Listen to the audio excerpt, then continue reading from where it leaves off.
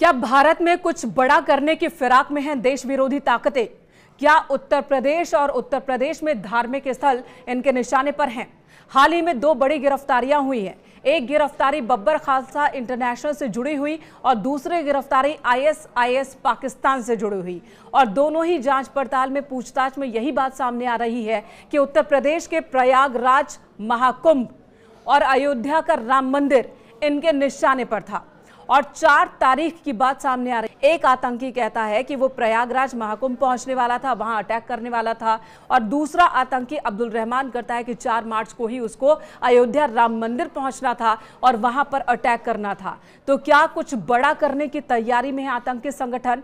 क्या बब्बर खालसा और दूसरी तरफ आईएसआईएस का कोई सांठगांठ हो गया है और भारत के खिलाफ किसी बड़ी साजिश पर यह काम कर रहे हैं? कुछ ऐसी ही आशंका इस वक्त जताई जा रही है और अब तमाम सुरक्षा एजेंसियां मिलकर इस मसले पर काम कर रही हैं। यूपी एसटीएफ और पंजाब पुलिस ने ज्वाइंट ऑपरेशन में बब्बर खालसा इंटरनेशनल के सक्रिय आतंकवादी लाजर मसीह को गिरफ्तार किया। और अभी तक की जानकारी जो आ रही है सूत्रों के हवाले से पूछताछ में, लाजर ने यह बताया है कि वो प्रयागराज महाकुंभ में अटैक करना चाहता था, लेकिन ज्यादा सिक्योरिटी की वजह से वो हमला नहीं कर पाया।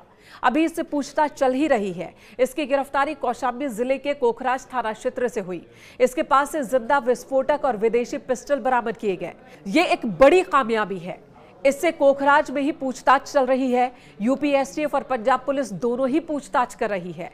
बताया यह जा रहा है कि आईएसआई के भी संपर्क में था लाजर मसीह। अमिताभ यश के मुताबिक लाजर मसीह बब्बर खालसा इंटरनेशनल बीकेआई के जर्मनी से संचालित मॉड्यूल के मास्टरमाइंड स्वर्ण सिंह उर्फ जीवन फौजी के लिए काम कर रहा था। साथ ही ये पाकिस्तान स्थित आईएसआई के गुरगोक से भी सीधे संपर्क में था।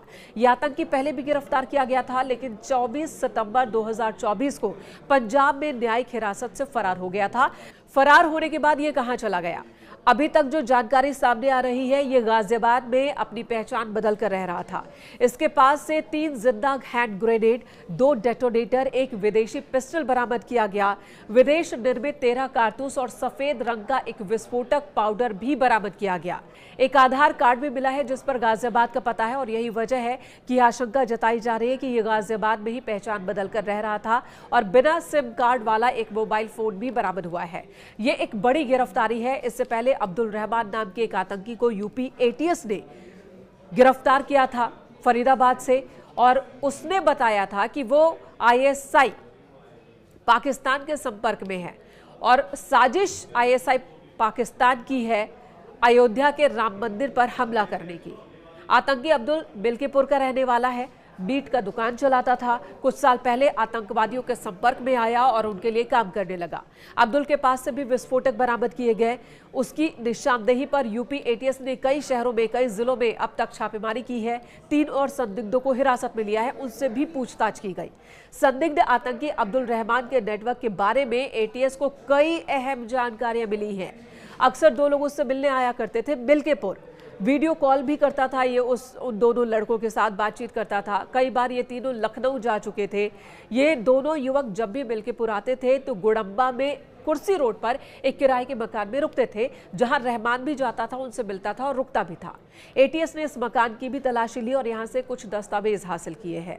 तो पुलिस, एटीएस, एसटीएफ और खुफिया एजेंसियां मिलकर अब इस मामले की जांच पड़ताल में जुटी हैं और ये पता लगाने में जुटी हैं कि क्या कोई बड़ा आतंकी हमला करने की फिराक में है देश विरोधी ताकतें, और खासकर क्या उत्तर प्रदेश को निशाने पर लेने की कोशिश चल रही है।